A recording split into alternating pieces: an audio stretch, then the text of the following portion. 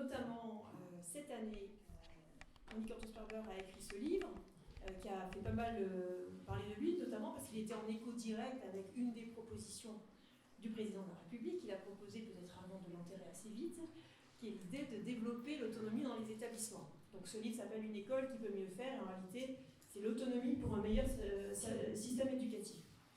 Et donc Monique Orthos-Sperber, qui est philosophe, a notamment dirigé l'école normale supérieure d'Arvedulm et a été, et c'est ça qui est le plus impressionnant de mon point de vue quand on voit la complexité inouïe de cette affaire, à l'origine de la fondation de PSL. Et donc, je lui cède la parole en remerciant beaucoup. Elle va intervenir une demi-heure, et puis après, vous aurez une demi-heure pour vraiment lui poser des questions, rebondir sur ce qu'elle aura pu dire, et profitez-en vraiment, puisque c'est une belle occasion. Merci beaucoup. Merci Gérald, merci pour votre invitation. Et laissez-moi vous dire le plaisir que j'ai à m'adresser à vous pour différentes raisons. Enfin, d'abord parce que je vois comme des collègues d'une certaine manière. Chacun de nous, vous l'avez réalisé, et pour moi c'est un projet à l'ambition de pouvoir contribuer à la création d'une nouvelle structure dans le domaine de l'enseignement pour remédier ou enrichir l'état actuel des choses.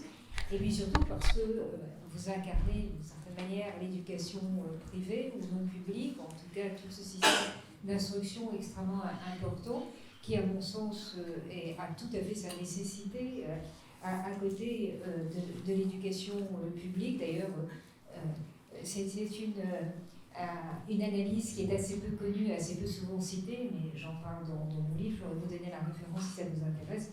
Condorcet, il y a donc fort longtemps, plus de 2 siècles, insisté sur l'apport de l'éducation privée, précisément au moment où se mettaient en place, à la faveur de la Révolution, les premières écoles véritablement publiques, de l'éducation privée comme extraordinaire, stimulant et pourvoyeur d'idées. Donc c'est un peu sous patronage, si je puis dire, de cette formule que je voudrais placer les quelques réflexions que je vais vous présenter. Comme Anne Coffinier l'a rappelé, j'ai publié au mois d'août, à la fin du mois d'août, un livre qui était consacré à l'autonomie scolaire. Alors l'autonomie scolaire dans le système public, évidemment. C'était ça l'objet de ma réflexion. Il se trouve que je milite pour cette cause depuis assez longtemps, depuis presque une vingtaine d'années. Une cause qui a la particularité d'avoir été portée aussi bien par des penseurs ou des associations traditionnellement situées à gauche de l'échiquier politique, et également par des penseurs et des associations situées à droite. Et puis bien sûr des personnes qui n'avaient aucune espèce d'affiliation politique. Mais c'est pour montrer, alors à gauche c'était évidemment la CFDT, c'était une idée qui circulait dans les milieux de la deuxième gauche de Michel Rocard au début des années 70. La revue Esprit en a longtemps été un des porte-parole, et puis à droite, évidemment, le plus célèbre défenseur de cette cause, en tout cas dans l'espace français, politique français, a été Alain Madelin, avec la publication de son livre en 1984, Libérer l'école. Il aurait dû ajouter Libérer l'école publique, ça aurait suscité encore plus de scandale que son livre l'a suscité, précisément parce qu'il reprenait l'idée l'idée qu'on attribue à Milton Friedman, même si évidemment il n'est pas le premier à l'avoir formulé, d'un chèque éducation. Alors chèque éducation, ça devait tout dire et n'importe quoi. Il y a énormément de réalités concrètes qui peuvent être désignées par cette expression. Mais ce qui était intéressant dans les livres d'Alain Madelin, c'était tout de même que, beaucoup plus qu'un plaidoyer pour le chèque d'éducation, qui était pour lui simplement un moyen, et éventuellement pouvait y en avoir d'autres, mais c'était surtout son plaidoyer pour une nécessaire diversité scolaire. Le système public ne peut pas être la seule offre en matière d'éducation en général, pour toute société développée, alors dans notre société en particulier. Donc plaidoyer non seulement pour qu'il n'y ait aucune atteinte à l'enseignement privé tel qu'il existait en son temps, rappelez-vous 84, c'est quelques années après un combat historique, mais également une diversité au sein de l'éducation publique. Ça, c'était une idée extrêmement difficile à faire accepter, puisque ce qui caractérise l'éducation publique, c'est précisément un certain uniformisme dont on pense qu'il est la meilleure garantie d'égalité, ce qui est, au vu des résultats actuels de l'école publique, manifestement un faux raisonnement. Donc voilà le contexte dans lequel je m'adresse à vous. Et ce qui est intéressant, c'est qu'à mes yeux, même si, étant donné les responsabilités que j'ai exercées, et je m'intéresse plutôt à l'école publique, enfin en tout cas dans ce que je veux proposer comme dispositif d'action, il reste que l'enseignement privé, à mes yeux, a une valeur extrêmement importante, et c'est cette valeur que vous illustrez, parce que, d'abord, elle est une manière concrète de montrer les avantages de l'autonomie. Par définition, les établissements privés sont autonomes. Je reviendrai sur ce point, ils sont autonomes à des degrés différents, selon que les écoles sont sous contrat, hors contrat, comme on dit aujourd'hui, et selon le modèle, comme vient de le rappeler Anne, philanthropique ou entrepreneuriat de ce qu'on appelle les écoles hors contrat, mais il reste que ce qui caractérise toutes les écoles privées, qu'elles soient sous contrat ou hors contrat, c'est précisément qu'elles se sont créées pour un but, pour une stratégie, pour un ensemble d'objectifs avec une vision.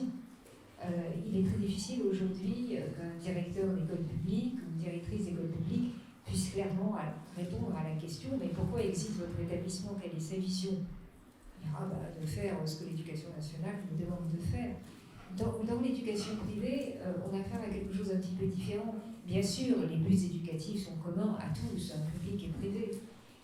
Mais, et d'ailleurs, c'est une bonne chose, parce qu'ils peuvent, d'une certaine manière, souder ce qui fait nation dans notre pays.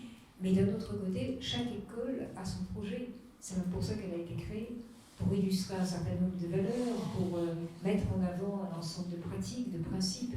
Et c'est ça qui est extrêmement intéressant dans l'éducation privée. Et quand on plaidoyait pour l'autonomie des écoles publiques, on plaidoyait aussi pour que chaque école publique puisse, en tout cas celle qui le voudrait, ou celle qui sera en mesure de le faire, se dote d'un projet, d'une série d'objectifs, d'une stratégie qui leur permettent d'atteindre ce qu'elles estiment être le meilleur état des choses en matière d'éducation dans les contextes où elles se trouvent.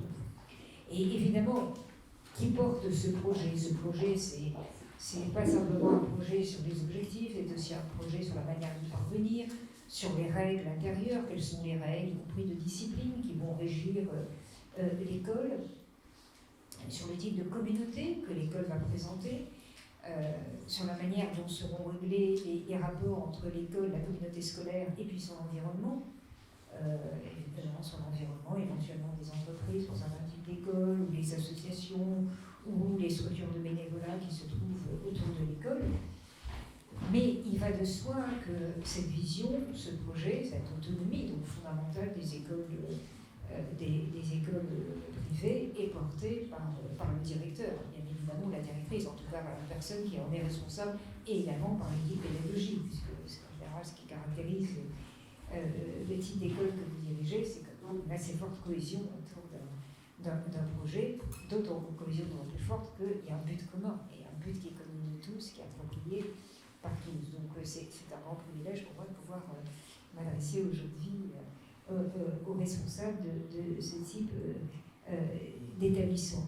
Et dernière remarque générale, ce qui m'a beaucoup frappé dans l'étude que j'ai faite, puisque dans mon livre, non seulement je plaide en faveur de l'école autonome, j'apporte des arguments qui montraient à l'état actuel de l'éducation publique en France, qui montraient à la manière dont les professeurs et les directeurs sont considérés, qui examinent l'une après l'autre les différentes raisons pour lesquelles notre État est si réticent à l'égard de l'autonomie scolaire, qu'elle soit éventuellement illustrée dans le public et surtout qu'elle soit concrétisée dans les écoles privées. Mais je prends également beaucoup d'exemples, je fais également une généalogie historique, si je puis dire, de cette idée d'autonomie scolaire, d'où vient-elle? Est-ce qu'avant nous, avant notre époque, d'autres l'ont défendue? Et là, j'ai fait des découvertes assez stupéfiantes, je vous en dirai quelques mots tout à l'heure.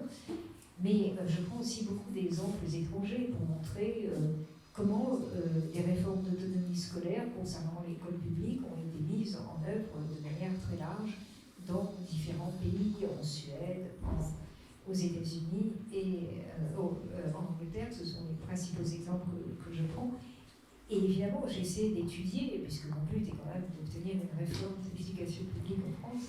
Donc j'essaie d'étudier de manière extrêmement concrète ce qui a marché, ce qui n'a pas marché. Et quand ça n'a pas marché, pourquoi ça n'a pas marché.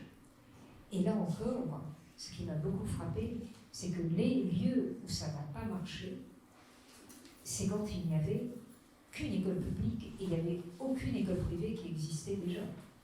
Et le cas le plus spectaculaire a été la Suède, quand la réforme d'autonomie scolaire de l'école publique est introduite en Suède en 1990, comme une coalition de partis bourgeois, d'ailleurs, le même parti qui vient de prendre la présidence du Conseil il y a quelques jours, introduit cette réforme de l'autonomie scolaire, qui a été une réforme très radicale, puisqu'il s'agissait d'ouvrir la gestion des écoles publiques, non seulement à des entités philanthropiques et non lucratives, mais également à des entités commerciales. Donc là, on est passé d'un extrême à l'autre très rapidement. Mais ce qui était frappant, c'est qu'en Suède, à ce moment-là, l'éducation privée n'existait pas. Il y avait quelques écoles privées, 4 ou 5, il y avait des écoles religieuses avec des engagements tout à fait particuliers. La Suède est passée quasi du jour au lendemain d'un système totalement public, alors qui a été étatisé jusqu'aux années 80 et municipalisé entre 80 et 90, mais il reste que la municipalité, c'est quand même encore la puissance publique. Donc passer en quelques jours d'un système totalement public, enfin sous supervision de la puissance publique, à un système est très encadré, très uniforme, à un système d'autonomie radicale, sans aucun apprentissage de ce que pouvait être la conduite concrète de l'autonomie scolaire. En revanche, l'avantage des écoles privées, si vous voulez, c'est qu'elles sont un modèle de ce qu'est cette autonomie scolaire. Donc il y a elles diffusent beaucoup de bonnes pratiques, il y a une sorte d'apprentissage collectif.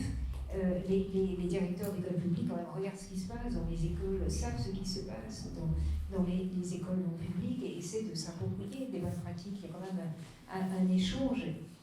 Et tandis que là où les réformes d'autonomie de l'école publique ont très bien fonctionné, en particulier aux États-Unis, c'est précisément un pays où il y a une très ancienne tradition d'école non publique, avec des établissements de qualité variable, bien sûr, mais certains tout à fait remarquables, exemplaires, qui sont en général le lieu de toute innovation pédagogique. Tout ce qu'il y a de nouveau dans les méthodes éducatives, ça vient de là. Et forcément, ça, par capillarité, ça finit par pénétrer le public. Heureusement, nous ne sommes pas dans des mondes où nous ne savons pas ce qui se passe chez nos voisins, même s'il est géré de manière différente. Et en Angleterre, c'est pareil. Les free schools, curieusement, ont bien marché, là où il y avait déjà un bon environnement d'école non publique. Donc, la thèse que l'école privée est un très bon stimulant, c'est un fond comme un incubateur de beaucoup d'innovations, de beaucoup de choses qui peuvent se faire et que l'école privée a beaucoup plus de moyens de tester, beaucoup plus de liberté de tester, surtout, qui peuvent être ensuite reprises par le public. C'est une idée intéressante. Je vous la soumets parce que j'ai eu l'occasion de parler récemment avec le ministre, et au-delà de tout ce qu'il pourra faire ou ne pas faire, je ne sais pas. En tout cas, il a quand même en ligne de mire de repenser de manière beaucoup plus, alors pas du tout intégratrice, genre 1981, mais beaucoup plus mutuellement respectueuse et capacité d'échanger l'ensemble de l'éducation publique et privée, en reconnaissant de plein droit le rôle de l'éducation privée, évidemment. Donc, ce sont des perspectives à garder en tête. Alors, bon, je n'ai pas besoin, je pense que vos écoles sont des lieux de réussite, là, dans le contexte où elles sont installées. D'ailleurs, évidemment, quand on est, que ce soit une structure non lucrative ou pas, il y a quand même une sorte d'obligation de résultats, en tout cas de phasage avec les demandes éducatives qui sont autour de l'école. Mais vous savez que dans l'école publique, ce n'est pas le cas. Les résultats de l'école publique française, malheureusement, ne sont pas bons. Aujourd'hui, on ne fait que constater. Enquête PISA, bon, même si le Covid a empêché, l'épidémie Covid a empêché la dernière de se tenir, mais les performances des élèves français en compétences scientifiques, en compétences d'écriture, capacité à rédiger ne cesse de baisser. Et de plus, l'école française a le triste privilège d'être parmi les plus inégalitaires d'Europe. C'est-à-dire qu'il y a un petit noyau d'élèves qui réussissent très très bien, évidemment tous issus de milieux, des quartiers favorisés, et puis il y a un pourcentage important d'élèves, on les évalue à un quart, qui ont véritablement des difficultés pour acquérir, surtout à la fin du primaire, pour avoir acquis les compétences fondamentales de lecture, d'écriture, de calcul. Mais ce n'est pas uniquement cette composante élève qui fait le malaise de l'éducation publique française. S'y ajoute aussi une composante enseignant. Les enseignants sont de tous les enseignants des pays de l'OCDE ceux qui ont le sentiment d'être le plus mal considérés dans la société. C'est-à-dire que les enseignants français ont, de tous les pays de l'OCDE, ceux qui ont convaincu que personne dans la société n'a la moindre estime pour leur métier. C'est quand même concernant pour une profession qui est censée conduire nos enfants, donner à nos enfants la garantie, d'abord de la réussite de leurs études ultérieures, bien sûr, mais également la garantie qu'ils pourront mener une vie gratifiante, d'acteur social, de citoyen, etc. Donc ça c'est particulièrement inquiétant. Et de tous les pays de l'OCDE, les enseignants français sont les seuls qui n'ont aucune espèce de formation continue. On considère inutile de les former. Aucune espèce d'occasion statutaire de rencontrer les collègues d'autres établissements, publics ou privés d'ailleurs, et d'échanger des bonnes pratiques avec eux. Donc tout ce qui rend un métier gratifiant, alors évidemment la rémunération ça va de soi, mais le sentiment qu'on est régulièrement formé, donc on a les moyens de progresser, le sentiment que ce qu'on fait est considéré comme ayant suffisamment de valeur pour que ça vaille la peine de l'échanger, d'en parler avec des collègues, d'échanger, de faire des séminaires autour de ça. Tout ça, ça gratifie, ce sont des éléments de gratification, des professions. Et la France est le seul pays où ça n'existe pas. De tous les pays de CDE, c'est quand même stupéfiant. Donc, c'est pour vous donner une idée du malaise quand on parle du salaire de l'enseignant. Évidemment que c'est un problème tout à fait reconnu. Les enseignants français ne sont pas les plus mal payés des pays de l'OCDE, il serait inexact de le dire, mais ils sont dans la moyenne basse et surtout très en deçà des salaires donnés en France à des qualifications comparables. Donc il y a quand même un décrochage social qui n'est pas simplement une impression, mais qui correspond à l'état des choses.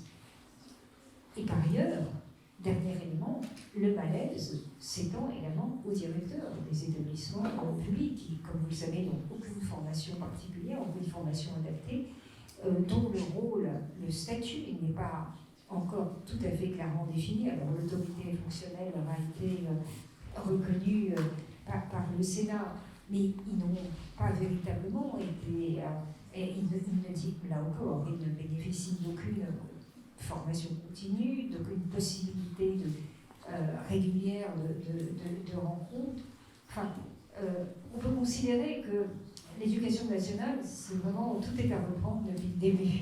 C'est évidemment une cause très importante, puisque c'est quand même elle qui permet d'éduquer la très grande majorité des enfants, la grande majorité des enfants français en tout cas, mais vraiment tout est à reprendre, et je crois que le meilleur rôle que puissent jouer des écoles comme les vôtres, c'est pas former les responsables de l'éducation publique, mais en tout cas faire voir qu'il y a d'autres manières de faire dont le public serait bien inspiré de ce service. Alors, j'ai été aussi très frappée dans ce travail sur l'autonomie des écoles de voir à quel point on a tendance à croire que les écoles les plus autonomes, ce sont les écoles privées, et les écoles les moins autonomes sont les écoles publiques. Alors en France, il est vrai que les écoles publiques françaises sont parmi les moins autonomes d'Europe. Mais vous savez que parmi les écoles non publiques, il y a des statuts très différents. Et les écoles sous contrat, par exemple, sont moins autonomes que les écoles publiques suédoises qui sont gérées par des entités philanthropiques. C'est ça le paradoxe. Elles sont publiques, mais gérées par des entités philanthropiques. Elles sont, je ne parle même pas de celles qui sont gérées par des sociétés commerciales, mais elles ont là vraiment un degré d'autonomie qui est bien supérieur aux écoles privées françaises. Donc, il faut faire évidemment très attention à ne pas considérer que autonomie, non-autonomie, ça veut dire public-privé. De même que vous savez que dans le système public, il y a quelques écoles qui ont un statut dérogatoire, il y a quelques écoles Montessori, il y a quelques lycées expérimentaux là, qui ont subsisté depuis la fin des années 80. À l'époque, on avait l'esprit beaucoup plus ouvert sur ces questions d'expérimentation pédagogique, et qui en effet, quoique à l'intérieur du système public, jouissent d'une certaine autonomie. Enfin, en tout cas beaucoup plus grande, même sur certains points, que des écoles sous contrat françaises. Alors, pourquoi, et là ça rejoint directement la raison d'être de vos établissements, qui me paraît tout à fait nécessaire, puisque d'une certaine manière, bien ces raisons pourraient s'appliquer tout aussi bien à l'école publique, qu'elle ne soit pas du tout reconnue comme telle. Quelle est la raison d'être, pour reprendre la formule de Condorcet, d'un système différencié, d'une pluralité d'offres éducatives? Pourquoi est-il bien meilleur que la possibilité pour les familles de s'orienter vers différents modèles?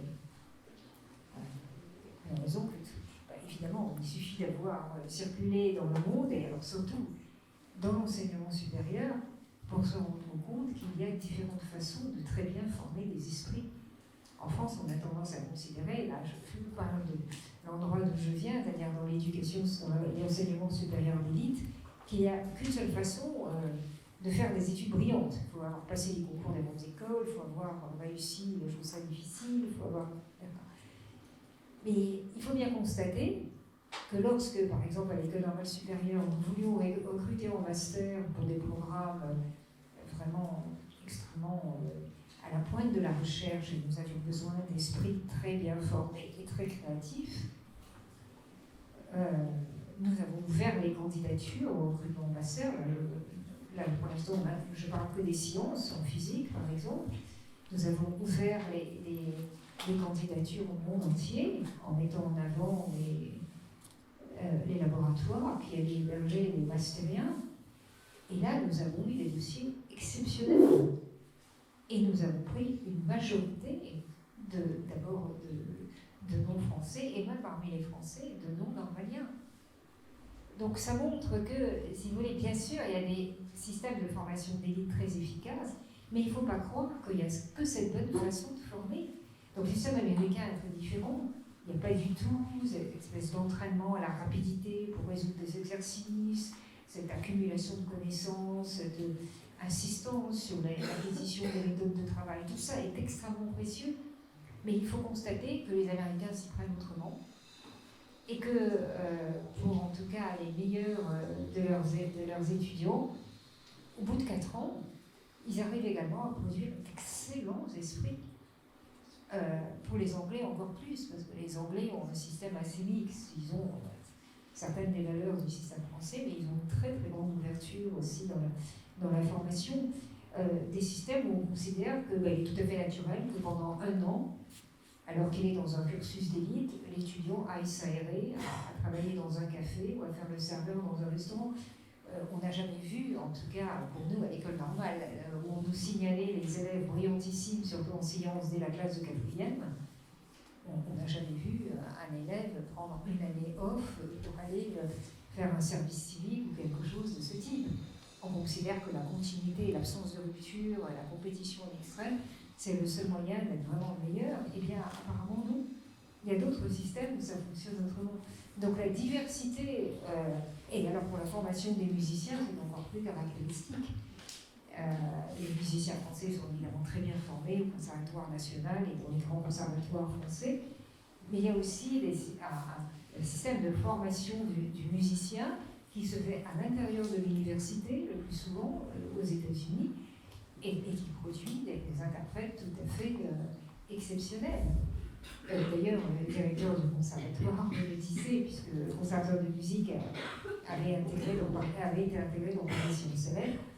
Les musiciens français sont exceptionnels comme solistes, mais pour jouer dans un groupe, ça fait tout à fait autre chose. Les musiciens américains anglais sont formés d'abord dans les groupes et ensuite comme solistes. Chez les Français, c'est un peu différent. Donc, voyez-vous, cette pluralité dans les modèles de formation, c'est une évidence. Heureusement d'ailleurs, parce qu'il y a des modalités d'esprit différents, il y a des talents différents.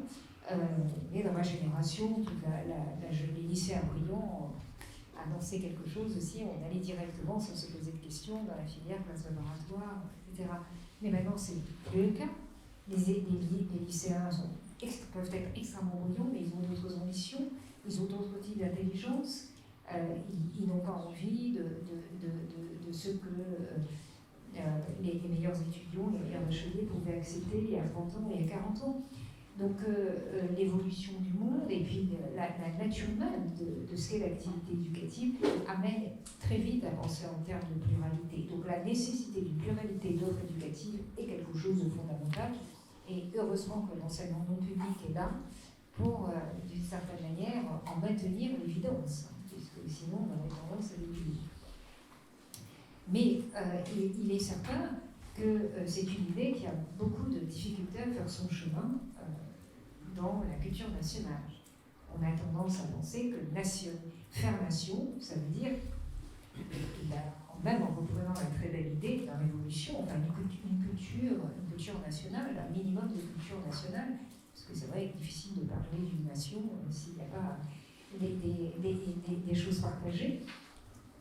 Mais c'est tout à fait compatible avec une différenciation des modes de formation. Donc, à mes yeux, le rôle que vous jouez est précisément celui-là. Vous incarnez la nécessité de cette diversité d'options éducatives. Et l'autre grande idée, qui est d'ailleurs aussi un élément de plaidoyer pour l'autonomie scolaire, et qui aura évidemment, si elle était appliquée dans l'école publique, pour conséquence immédiate, une certaine forme de différenciation entre écoles, puisque dès que les écoles sont autonomes, chacune va, à l'intérieur d'un cadre commun, bien sûr, et pour des objectifs de formation communs, mais chacune va développer une stratégie éducative qui sera adaptée au contexte et qui sera différente de l'école du département d'à côté. Mais il reste que l'autre grande raison, et qui est aussi très très peu audible en France, c'est que cette pluralité de modèles éducatifs eh bien, permet de reconnaître la part des familles dans l'éducation. Nous avons tendance à penser dans l'éducation publique française qu'il y a l'école, et puis les familles, les parents d'élèves, dont on est obligé de tenir compte, évidemment, aujourd'hui, mais ils sont quand même toujours vus comme défendant des intérêts particuliers, cherchant avant tout à maximiser en quelque sorte le parcours scolaire de leurs enfants. On a beaucoup de difficultés à vraiment théoriser, si je puis dire, le rôle positif des familles dans l'éducation. Alors, évidemment, par définition, dans l'éducation privée, les familles font une démarche à l'égard de l'école, elles la choisissent. Donc elles sont, par la force des choses, beaucoup plus en rapport, beaucoup plus en phase avec le système éducatif qu'elles ont choisi. Moi, je ne considère pas du tout que les familles soient des éléments perturbateurs ou que j'étais très frappée par une réforme qui n'était pas tout à fait l'intention, enfin ça a été perçu comme ça. Vous vous rappelez peut-être de l'affaire des classes bilangues qui était survenue à la fin du moment où Najat Vallaud-Belkacem était ministre de l'Éducation nationale. Existait en effet la possibilité pour des élèves d'opter pour une éducation, pour un enseignement où l'allemand serait extrêmement important. Et évidemment, seuls quelques lycées, qui étaient par la force des choses de très bons lycées, parce que, offraient cette option. Donc, des familles auxquelles on a reproché d'être des familles informées, privilégiées, et qui voulaient faire en sorte que leurs enfants soient dans le meilleur environnement scolaire possible, décident de mettre leurs enfants dans ces lycées qui offraient la possibilité de classe bilan. Et on y a vu une sorte de favoritisme, voilà, les parents toujours soucieux de maximiser les chances pour leur enfant, qui optimisent, parce qu'ils sont informés et savent comment se se débrouiller dans le détail des options et des lycées d'éducation nationale choisissent immédiatement la filière qui garantira le mieux la réussite ultérieure de leurs enfants. D'abord, reprocher aux parents de tout faire pour que leurs enfants fassent les meilleures études, je ne vois pas qui peut se permettre de formuler un tel reproche. C'est tout à fait naturel, il n'y a rien d'immoral dans cela. Chacun de nous essaie de trouver la meilleure option pour ses enfants, ça va de soi. Et on s'étonne même du fait que la première réaction de l'éducation nationale face à ça, ce n'est pas d'offrir ces meilleures options au plus grand nombre d'élèves, en tout cas à tous ceux qui peuvent en bénéficier.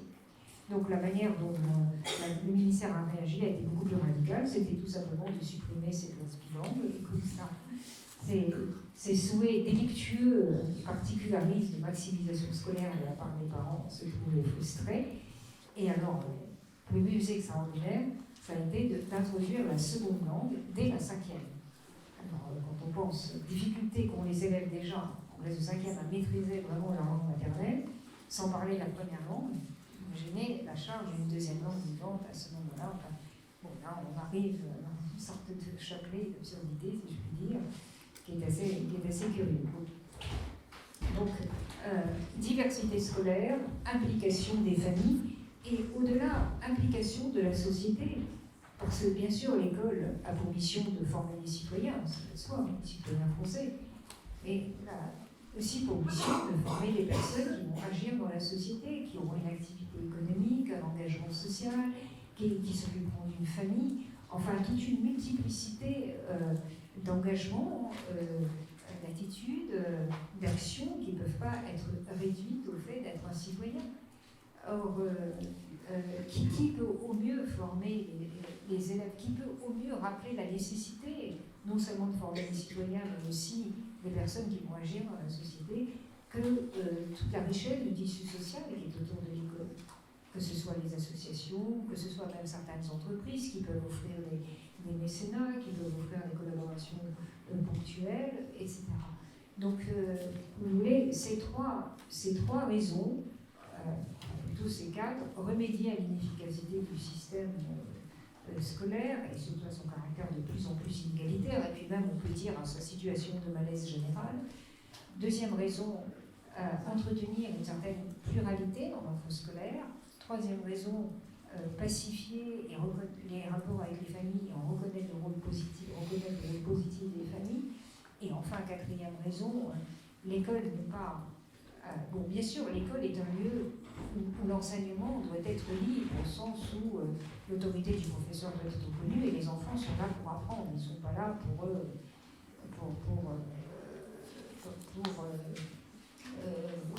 affirmer leurs préférences ou affirmer leurs croyances, ça c'est certain. Mais on ne peut pas non plus nier le fait que autour de l'école, il y a toute une société et que les enfants, inévitablement, portent l'influence des valeurs familiales. Il y a encore une fois, il n'y a rien qui soit mal là-dessus. Vous imaginez ce que c'est un enfant qui n'aurait aucune tradition familiale, aucune culture familiale. Il faut de la particularité. Même pour construire un citoyen universel selon le modèle français, il faut de la particularité, il faut des engagements concrets, donc peu à peu, des formes de plus en plus générales d'engagement vers la chose publique émergent. Donc ça, c'est une chose extrêmement importante. Et ces quatre raisons, d'une certaine manière, le rôle que vous jouez permet d'en montrer toute l'importance et de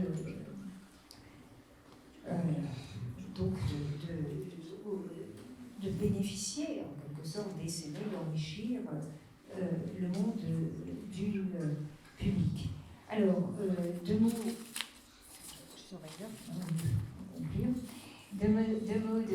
conclusion. J'avais évoqué tout à l'heure l'étude historique que j'avais faite. J'ai été en effet extrêmement frappée de voir, en reprenant l'histoire de l'éducation publique française depuis les débuts de la Troisième République, c'est-à-dire depuis le moment où elle a été mise en place de manière très progressive. C'est une histoire assez complexe, mais il reste que ceux qui étaient des personnalités comme les bourgeois qui, à la fin du XIXe siècle, étaient ministres de l'instruction publique, et d'autres aussi, ont plaidé pour l'initiative scolaire, qu'il y ait une très grande liberté à l'intérieur des établissements, la possibilité pour les professeurs d'adapter les choses. Donc cet esprit de souplesse, comme dit Léon Bourgeois, d'initiative libérale, était présent dès la conception du système de l'instruction publique. Donc c'est une chose qu'il ne faut pas oublier. Il ne faut pas croire que l'uniformisme que l'on connaît aujourd'hui dans le monde du public est la conséquence directe du républicanisme, du fait que nous soyons dans une république avec un idéal républicain. Non, à l'origine, lorsque précisément ceux qui ont été les créateurs de ce système républicain ont mis en place les fondements de l'instruction publique, c'était plutôt sur une base d'initiative libérale et de grande autonomie. Ça, c'est une chose qu'il faut absolument retenir. Et à propos des exemples étrangers, la chose qui m'a frappée, au-delà de celle que j'ai évoquée tout à l'heure, à quel point le fait qu'il y avait une part importante d'enseignement qui était déjà assurée par des structures non publiques avait été paradoxalement un facteur de réussite pour l'autonomie des écoles publiques, parce que ça, il y avait déjà une sorte d'apprentissage mutuel et d'échange. Il est très frappant que dans certains cas, dans chacun de ces exemples, et surtout aux États-Unis et en Angleterre, on a vu véritablement même des rencontres régulières s'installer entre les responsables des écoles. En Angleterre, il y a une diversité de termes qui qualifient l'éducation publique, en tout cas les écoles indépendantes et les écoles publiques, et que d'une certaine façon, ce qui a été le résultat le plus spectaculaire et le meilleur à retenir de cet assouplissement de l'école publique, c'est que l'ensemble des performances scolaires s'en sont trouvées améliorées. Donc, ce qui est de nouveau un élément très important dans le plaidoyer en faveur du maintien de cette diversité scolaire et de ce que vous représentez.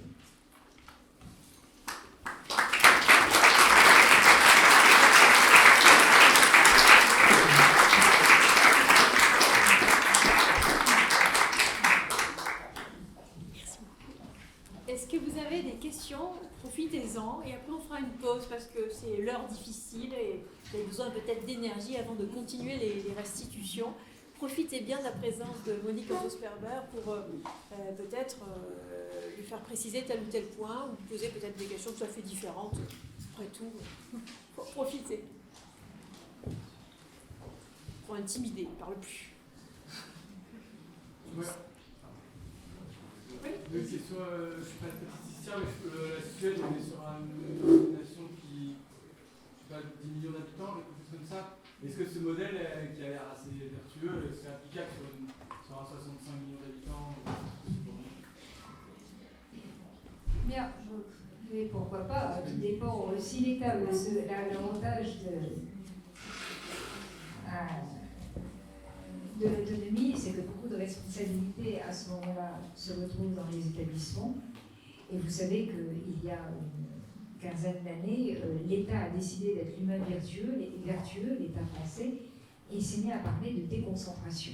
Alors il y avait la décentralisation qui consistait à conférer un certain nombre de pouvoirs aux collectivités territoriales, et c'est vrai que les collectivités territoriales jouent un rôle important pour les bâtiments, l'entretien, les personnels non enseignants.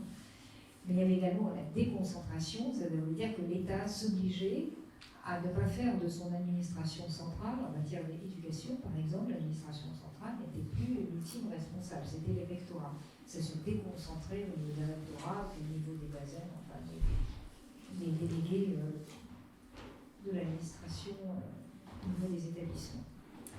Donc, si on s'inscrit déjà dans un cadre un peu comme ça. Et par ailleurs, vous voulez dans toutes les... Alors la Suède n'a pas été vraiment une réussite, hein. Je ne voudrais pas laisser penser ça non plus. Ça n'a pas été une réussite précisément pour la raison que j'évoquais, parce qu'il n'y avait pas d'éducation privée avant. Parce que si on avait eu, un certain nombre de choses auraient été observées et des erreurs n'auraient pas été faites. C'est-à-dire que... Et ça n'a pas été une réussite. Alors souvent on dit, parce que c'est très bien d'ouvrir la gestion des écoles publiques à la société, aux acteurs sociaux, Mais ça va si ce sont des acteurs philanthropiques, ça ne va pas du tout si ce sont des acteurs entrepreneuriaux. Peut-être. Mais il est vrai que la Suède est le seul pays à avoir fait ça. Aux États-Unis, au Royaume-Uni, enfin en Angleterre, puisque ni l'Écosse ni l'Irlande du Nord ni les Pays-Bas n'ont voulu appliquer cette réforme. Donc en Angleterre et dans les autres pays, il est vrai que ça s'est limité à des entités philanthropiques, la gestion de l'école. Mais il reste que la raison pour laquelle l'expérience suédoise a échoué, c'est surtout parce que l'État n'a pas joué son rôle, parce que l'État a été incapable de contrôler. Vous voyez, il faut quand même, quand il y a une délégation, c'est comme une délégation d'action publique, ça. Il faut que l'État fixe un cahier des charges et quand même intervienne quand il y a des abus. Or là, ça a été une démission totale de l'État et très souvent, quand ça ne marche pas, c'est pas tellement. C'est sans doute en partie la responsabilité en incombe aux acteurs privés, mais une grande part de la responsabilité incombe aussi à l'État qui a vraiment joué son rôle, qui doit être le sien, pas de contrôle tatillon, mais de fixer un cadre et de s'assurer quand même que puisqu'on était dans le cadre du public, que des objectifs publics sont réellement atteints, parce que sinon ce sont les enfants qui en bâtissent. Vous avez mentionné tout à l'heure avoir rencontré le ministre de l'Éducation nationale. Alors, on est en off, on est entre nous. Quelle est l'attitude de celui-ci vis-à-vis justement de vos propositions en termes d'autonomie? De nouveau, hein. Bon, vous savez, les politiques sont très prudents, ils tapent le terrain, ils voient. J'ai été auditionnée aussi par beaucoup de parlementaires, sénateurs qui sont beaucoup plus intéressés par la formule. Il y en a qui sont tout à fait prêts à reprendre. Bon, j'ai eu même un débat avec Alexis Corbière, lui qui était franchement, qui avait décidé que c'était l'entrée du grand capital dans l'école. C'est très difficile de détricoter tout ça depuis le début. Bon, je pense quand même qu'il y a une chance pour que les choses évoluent. Mais ce que je ne voudrais pas, et c'est là mon inquiétude, j'ai eu l'occasion d'en parler avec Anne, c'est qu'on se limite à quelque chose de cosmétique, comme ce qui a été annoncé à Marseille, à savoir demander aux enseignants de proposer 2 heures par semaine d'enseignements innovants. L'autonomie, c'est pas ça. L'autonomie, c'est un principe d'organisation. Il faut que ce soit au cœur du système scolaire, comme je le disais, dans ce que vous faites dans vos établissements, avec un projet, une stratégie, un mode de relation avec la commune, enfin avec les parents, les familles, un mode de relation avec l'environnement. C'est tout ça l'autonomie. C'est pas simplement que les directeurs d'école puissent dire oui, non, on va voter un professeur, ou avoir simplement quelques heures d'enseignement un peu innovant qui singularise l'école. C'est ce que j'appellerais une autonomie cosmétique, là, pour vue d'apparence. Est-ce qu'il y a des éléments qui viennent du supérieur qui pourraient nous donner de bonnes idées en termes de gestion, d'organisation même des établissements, disons, secondaires, on va dire? Est-ce qu'à partir de votre expérience, on pourrait faire ce nombre de changements de pensée, d'organisation? Ça, c'est une question extrêmement importante, mais qui a trait vraiment au modèle de formation, parce que, alors d'abord, si vous voulez, le supérieur français n'est quand même pas en très très bon état, surtout avec des taux de réussite très différents. Il y a certaines filières où la réussite est maximale et d'autres filières où le taux d'échec est colossal. Aujourd'hui, on estime à 60% le nombre d'étudiants entrés en première année de licence qui n'auront pas leur licence en 3 ans. Donc 60%, et enfin, on n'a rien à leur proposer. Les enseignants ne peuvent pas s'occuper de tout le monde. Ils font des cours, mais rien. Alors, dans l'enseignement supérieur, dans le premier cycle, n'est prévu qui pourrait ressembler à un programme de formation des étudiants. Rien n'est prévu, sauf dans 2 universités de province qui ont mis ça en place. Il n'y a aucune possibilité de reprise d'études, d'identification des lacunes, de remédier aux lacunes de ces jeunes qui, manifestement, ne sont pas du tout en état de faire des études supérieures, qui sont moins c'est exigeant, mais les supérieurs ont quand même un certain nombre d'acquis derrière soi. Donc, ces jeunes s'auto-éliminent, on attend d'eux qu'ils s'auto-éliminent. Et en master, la sélection commence. C'est un système effroyable. Donc, finalement, quelle conclusion pour le secondaire, a vraiment insisté sur la formation fondamentale, sur des atouts pour réussir les études ultérieures. Et ça se fait en province à l'Université d'Avignon, qui a pris contact avec les lycées, justement, dans un cadre public, pour qu'il y ait une véritable, pas convergence, mais une coopération entre les 2 dernières années de lycée et les débuts du premier cycle, qui est quelque chose qui puisse s'esquisser comme un programme de formation, pour qu'on voit cette espèce de continuité. Ça c'était véritablement un problème majeur. Alors sinon, en termes organisationnels, vous savez que les universités françaises, beaucoup d'établissements d'enseignement supérieur sont autonomes depuis la loi de 2007, c'est-à-dire qu'on dispose d'une autonomie budgétaire. On a la capacité de payer nos enseignants, de réaffecter leur budget, et c'est évidemment, ça a doté les universités d'une capacité de réaction, de souplesse beaucoup plus grande. Je l'ai vu à l'école normale supérieure, quand nous avions un projet de recherche en sciences extrêmement prometteur. Avant l'autonomie, il nous fallait, et sur lequel il fallait investir très rapidement, pour répondre à un appel d'offres international, parce qu'on sentait que, vous savez, l'enseignement supérieur est vraiment plongé dans la compétition internationale, ce qui n'est pas le cas du secondaire et du primaire, heureusement. Mais donc on sentait qu'il fallait vraiment investir dedans, que nous avions les moyens de le faire en interne, mais nous n'avions pas la possibilité de le faire parce que ça voulait dire une réaffectation budgétaire. Or, nous n'avions pas la maîtrise, évidemment, nous pouvions construire le budget, mais le budget devait être constamment validé par le ministère. Alors, j'ai demandé l'autorisation, c'était un bureaucrate du service de la recherche au ministère qui connaissait absolument le sujet, qui mettait en général 6 mois à la donner. Aucun établissement qui veut être dans la compétition internationale ne peut fonctionner comme ça.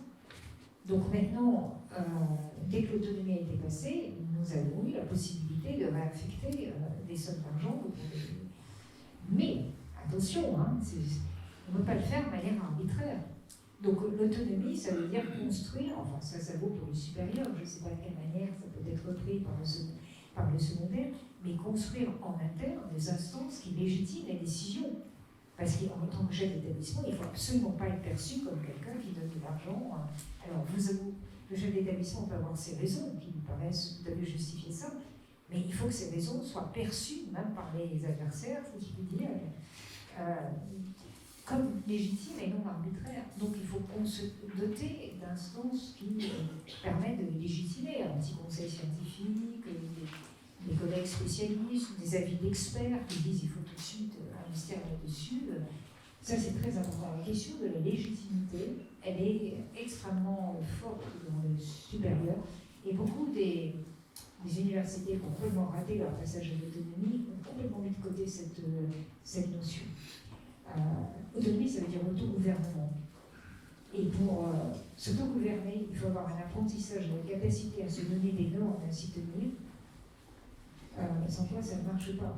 Surtout dans les communautés universitaires, et même dans la communauté scolaire, où quand même les esprits sont très libres en matière de critique. C'est sûr. La liberté de la critique est très développée en supérieur. Je vous remercie beaucoup, nous remercions tous beaucoup. Vous pouvez prendre un petit café avec nous.